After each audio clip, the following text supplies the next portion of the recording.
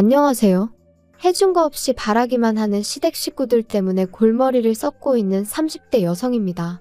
속은 썩어 문드러지는데 어디 얘기할 곳도 마땅치 않고 아무리 꼴보기 싫은 시댁이라지만 결국엔 제 얼굴에 침 뱉기 같아서 말이죠.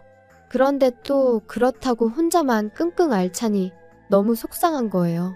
그러다 문득 여기가 생각이 났어요. 그래서 익명의 힘을 빌려 제가 겪은 이야기를 좀 해보려고요. 가벼운 마음으로 아는 동생이 하소연한다 생각하고 들어주세요.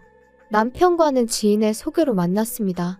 사실 소개팅에는 영 흥미가 없던 저였는데 지인이 자기가 느낌이 온다며 한 번만 만나보라고 어찌나 성하던지 몇 번의 거듭된 설득에 나간 자리였어요. 그리고 그렇게 제가 소개팅 자리를 꺼려했던 이유는 제가 어디 못나서도 그렇다고 낯을 가려서도 아니었고 사실 저에게는 파혼이라는 트라우마가 있었거든요. 솔직히 자랑거리는 아니지만 그렇다고 제가 잘못한 것도 아니니까 간단하게 얘기를 해보자면 20대의 끝자락에 한 남자랑 연애를 했어요. 소위 강남에 건물 몇 개를 가진 대단한 부잣집 도련님이었죠.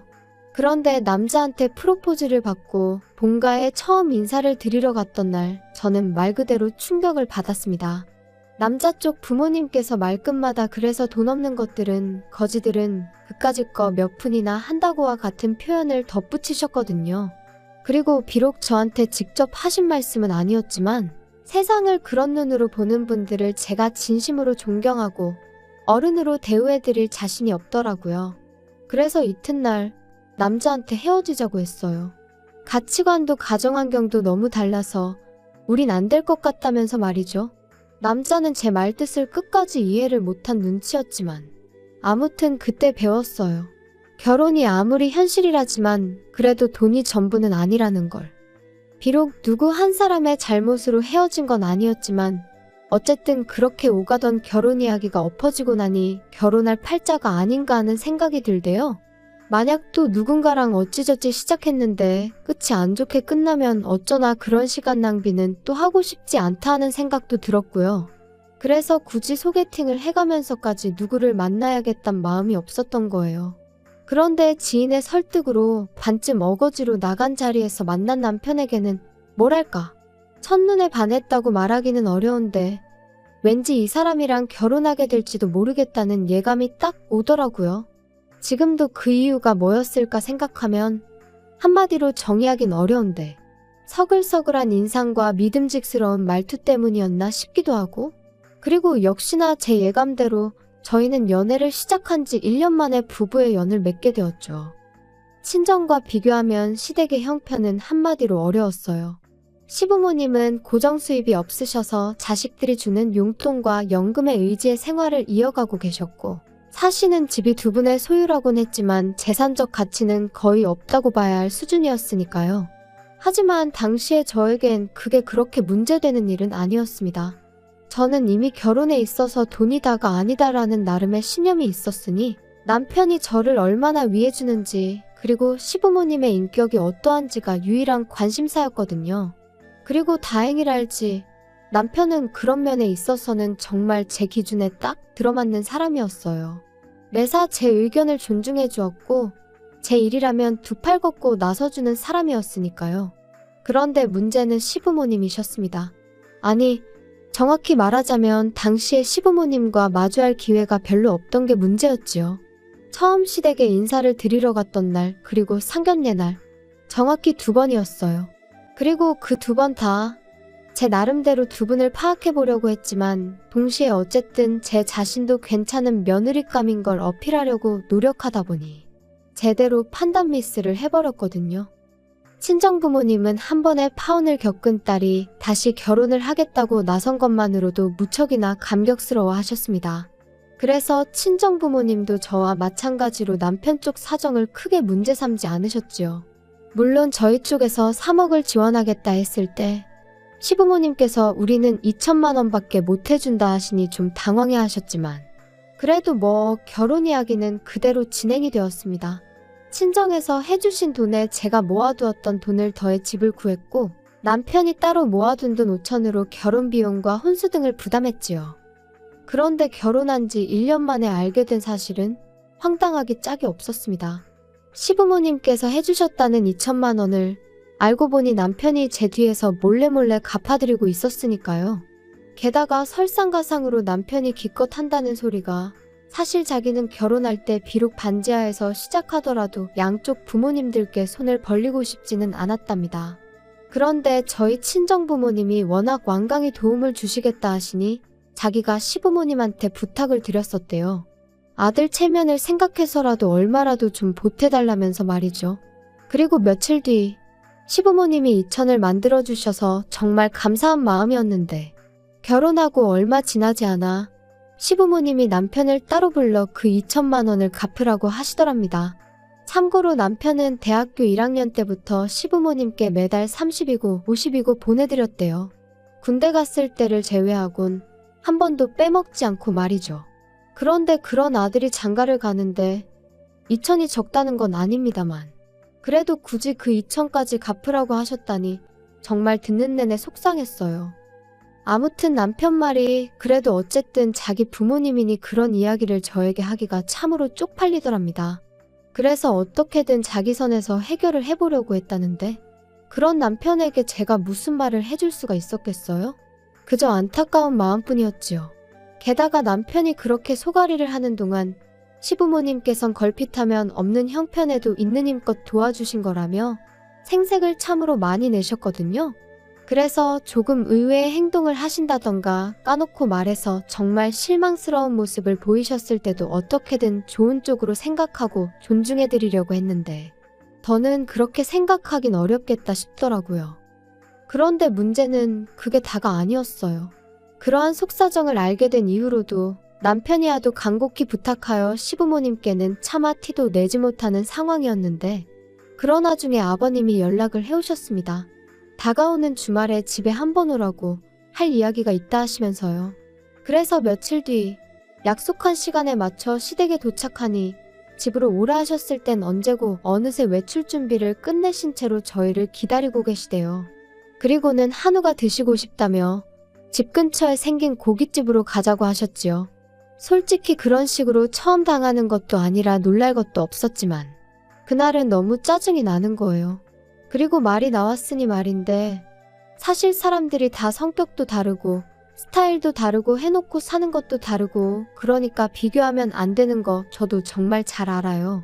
하지만 친정부모님은 저희 부부를 만나면 뭐라도 하나 더 해주고 싶어 하시고 도와주고 싶어 하셨던 반면 시부모님은 어째서인지 하나라도 더 받아내려 하시고 가져가려 하시는 게 막말로 제가 무슨 성인군자도 아니고 그날만큼은 정말이지 적당히 하시라고 소리라도 지르고 싶더라니까요. 넷이서 식사하고 47만 원이란 금액을 결제했습니다. 남편이 제 눈치를 살살 보면서 카드를 내미는데 속에서 부글부글 막말로 그 47만 원 없다고 저희 부부가 어떻게 되는 거 아니고 시부모님 말씀대로 저희가 어디 가서 벽돌 나르며 생고생해서 버는 돈은 아니지만 그래도 그렇지 정말 너무하단 생각밖에 안 들었어요.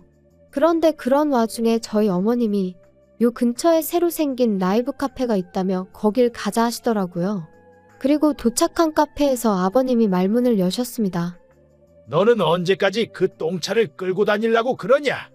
니네 부모는 뭐라 안 하든 그 웬만하면 한 대 새로 뽑아달라고 해라. 포만나게 그게 뭐야? 폼내고 다닐 일이 없어서 괜찮아요. 행색이 초라하면 사람들이 깔봐. 그래서 나도 차 샀다. 네? 아버님이 차를 사셨다고요? 갑자기 무슨 차를 사셨다는 거예요? 나도 죽기 전에 좋은 차 한번 타보고 싶어서 샀다. 그래서 요새 뭐 쟤 어쩌고 하는 차 계약했지. 너네 결혼할 때 보니까 네 애비도 그 차더만. 네? 그 차를 사셨다고요? 그 차 비싼데. 비싸긴 뭐 얼마나 비싸다고. 아무튼 내가 그래서 너네 오라고 한 거다. 그거 차 사는데 너들이 좀 보태줘야겠어. 한 방에 달라는 거 아니고 다달이 100만 원씩만 보내면 되니까. 그게 무슨 말씀이세요? 저희가 그럴 돈이 어딨다고. 아무튼 안 돼요. 못 보내드려요. 그리고 아버님, 차라는 게 사면 유지비도 얼마나 많이 드는지 아세요? 두 분 연세랑 차를 생각하면 보험료도 비쌀 게 분명하고요. 아버님 그거 다 부담하실 수 있으세요? 너 지금 나 능력 없다고 나는 그런 차를 탈 주제가 안 된다. 그 소리가 하고 싶은 거냐? 갑작스러운 아버님의 요구에 정말 망치로 한 대 맞은 듯 했어요. 그런데 옆에 계시던 어머님도 그런 아버님을 말리시기는커녕 하신다는 말씀이 네 시아버지가 얼마 전에 동창회를 갔다 오셨는데 세상에 자기 차 없는 사람이 네 시아버지밖에 없다더라. 거기다 거기 온 인간들이 원래 다 네 시아버지한테 콩고물이라도 얻어먹을까 하고 빌빌거리던 인간들이었단 말이야. 그런데 지금 지들이 돈 좀 더 만진다고 어지간히 거들먹거리나 봐. 네 시아버지가 얼마나 속이 상했을지 상상이 가니? 너 네 아버지가 그런 일을 당했다고 생각하면 가만히 있을 수 있겠어? 아니 그래도 어머님, 저희가 돈이 어딨어서 매달 100만 원씩 보내드려요? 그리고 자기야, 가만히 있어. 저희가 지난 1년을 꼬박 아껴서 모은 돈이 2천이에요. 그나마도 장인 장모님이 많이 도와주셔서 그만큼 모은 거고요. 그런데 지금 저희한테 매달 돈을 달라고 하시면 진짜 아들 입장은 이만큼도 생각 안 하세요? 제발 적당히 좀 하세요. 평소답지 않게 남편이 화를 내자 아버님 어머님 두 분 다 꽤나 놀라신 듯 더는 말씀을 안 하셨어요. 그리고는 저는 남편이 잡아끄는 손에 이끌려 카페에서 나왔죠. 집으로 돌아오는 내내 남편은 아무 말도 없었고 저도 그런 남편에게 차마 무슨 말을 해야 할지 모르겠더라고요. 그래서 남편이 먼저 무슨 말이라도 해주길 바라며 말을 아꼈습니다. 하지만 며칠이 지나도록 남편은 아무런 말도 하지 않았고 저도 더는 신경 쓰지 말아야겠다 했어요. 그런데 또다시 어머님이 연락을 해오셔서는 아가 언제 시간 되니? 한번 내려와야겠다. 무슨 일 있으세요? 어쩌면 좋겠냐? 네 시아버지가 아주 병이 나서 들어누우셨다. 죽기 전에 좋은 차 한번 타보겠다는데 어떻게 자식 새끼들이 다 나 몰라라 하냐면서 이렇게 살아서 뭐 하냐고 아주 난리도 아니야. 덕분에 나까지 피가 마른다. 그러지 말고 어떻게 좀 안 되겠니? 계약금도 걸고 왔대. 네? 아, 일단 제가 그이랑 한번 이야기는 해볼게요. 그리고 제가 이런 이야기를 꺼내니 남편이 저더러 신경 쓰지 말라면서 자기가 내려갔다 오겠다고 했어요. 그래서 저도 더는 너무 골치도 아프고 신경 쓰고 싶지 않아서 그렇게 하라고 했고요. 그런데 얼마 후 그렇게 본가에 다녀온 남편이 하는 말이 계약금이 문제가 아니랍니다. 그 차 계약을 받은 사람이 아버님 친구 아들이라며 쪽팔려서 죽어도 계약 파기는 못 하신다 그러시더래요. 그거 차도 못 사서 계약 파기를 했냐 그런 소리가 나올 게 뻔한데 어떻게 계약을 파기하냐고. 죽어도 그 차를 타야겠다셨다나요? 그러면서 남편이 진짜 미치겠다, 환장하겠다 그러더니 100은 무리고 한 달에 50씩이라도 보내드릴까? 그러는 거예요. 뭐? 그건 아니지. 나 정말 이런 말까진 안 하려고 했는데 3억을 해주신 우리 친정에도 한 푼도 안 드리고 있는 마당에 시댁에는 지금 그 2천 때문에 돈 드리는 것도 있는데 거기다 추가로 50을 더 드리자고? 그러면 나도 친정에 똑같이 챙겨드릴 수밖에 없어. 그리고 이런 말도 정말 안 하고 싶었는데 당신도 알다시피 차가 그냥 굴러가? 보험료에 유지비에 그런 건 아버님이 감당하실 수 있으셔? 눈앞이 깜깜하다는 게 이런 건가 싶다. 나 만약에라도 당신이 나 몰래 차 사드리고 그러면 이혼도 생각 안 할 수가 없어. 정말 미안해. 내가 생각이 짧았어. 하도 앓는 소리를 하시니까 나도 순간 그냥 얼마라도 해드리고 말까 그런 생각까지 하게 된 것 같네. 무슨 소린지 알았으니까 이혼 같은 소리는 하지 마. 그리고 결국 아버님은 계약을 파기하셨어요. 저희한테 도저히 씨도 안 먹히니까 신우한테 이야기를 하셨나 본데 신우가 아주 길길이 날뛴 모양이더라고요.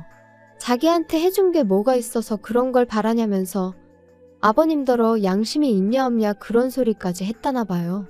그리고 아버님은 아버님대로 그런 신우한테 EX 저X 해가며 쌍욕을 하셨고, 하지만 어쨌든 뭐 결국 차를 사준다는 자식이 없으니 별 수 있으셨겠어요? 계약 해지했다, 속이 시원하냐고 전화로 어찌나 고함을 치시던지. 그런데 끝난 줄 알았던 아버님의 억지는 거기서 끝이 아니었습니다.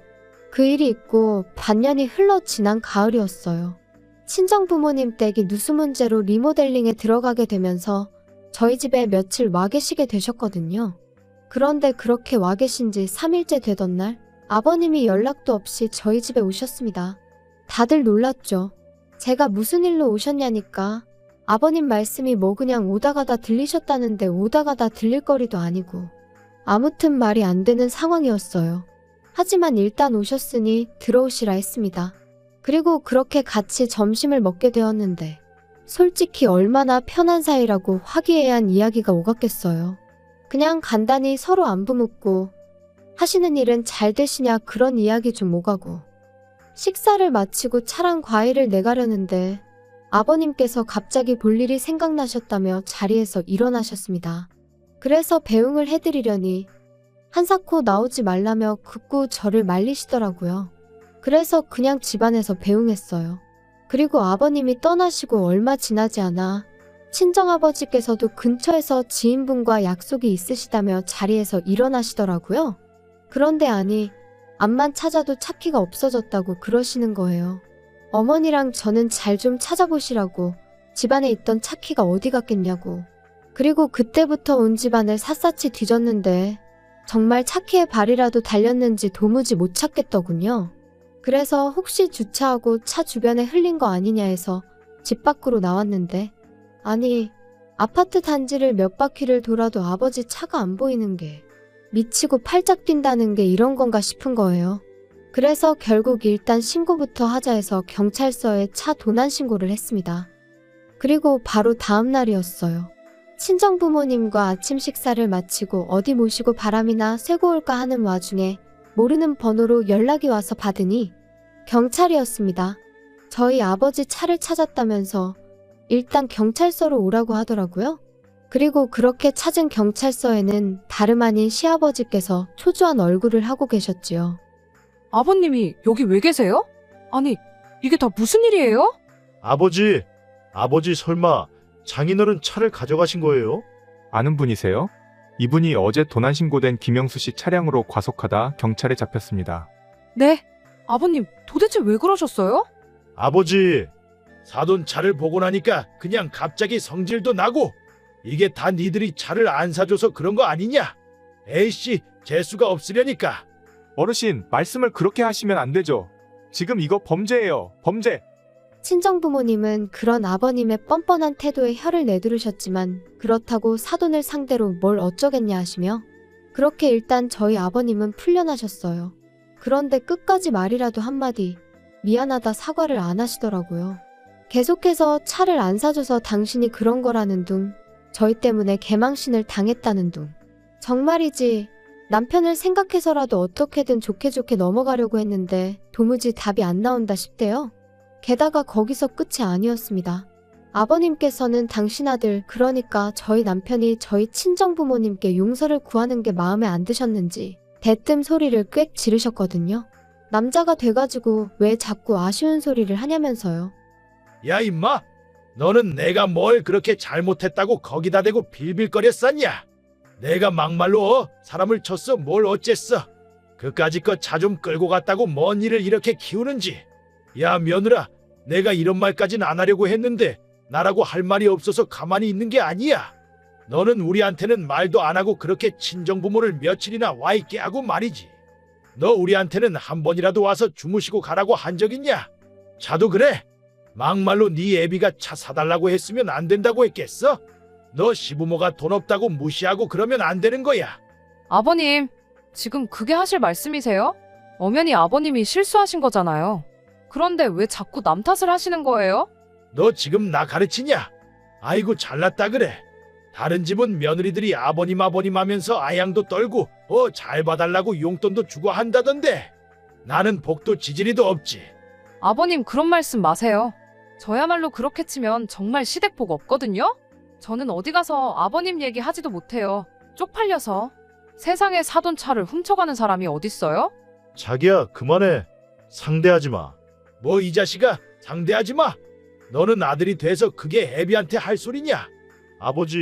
아버지면 아버지답게 행동하세요. 저 진짜 지금 이 사람 볼 낯도 없고 장인 장모님한테도 쪽팔려 미치겠으니까요. 그리고 아버지 당분간은 연락하지 마세요. 그냥 저 어디 멀리 미국 같은 데 가 있다 생각하시고 좀 시간을 갖는 게 좋겠네요. 그리고 그렇게 저희는 그날 이후로 아버님 어머님과 거리를 두고 지내기로 했습니다. 좀 과한가 싶었는데 남편이 고집을 부려서 핸드폰 번호도 싹 다 바꿨고 집도 이사했어요. 다만 혹시나 모를 상황에 대비해 신우에게 제 연락처만 알려줬네요. 참고로 신우는 저희 입장도 시부모님 입장도 어느 정도는 이해하면서 동시에 기약 없이 자기만 자식 노릇을 하게 되는 건 아닌지 아는 그런 걱정을 하는 티가 나더라고요. 그래도 뭐 어쩌겠어요.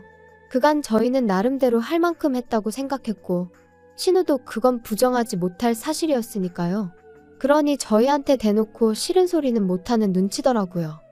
솔직히 처음엔 그래도 시부모님인데 이렇게까지 하는 게 옳은 걸까 하는 생각도 아닌 게 아니라 몇 번이나 들긴 했어요. 하지만 4달째로 접어드는 지금은 그러길 잘했다 싶은 게 제 심정입니다. 시부모님과의 교류가 사라지니 남편과 불편할 일도 없고 돈도 잘 모이고 있거든요. 남편에겐 이 말까진 안 했지만 그간 시부모님이 어지간히 뜯어가셨구나 하는 게 새삼 실감날 정도로 말이죠.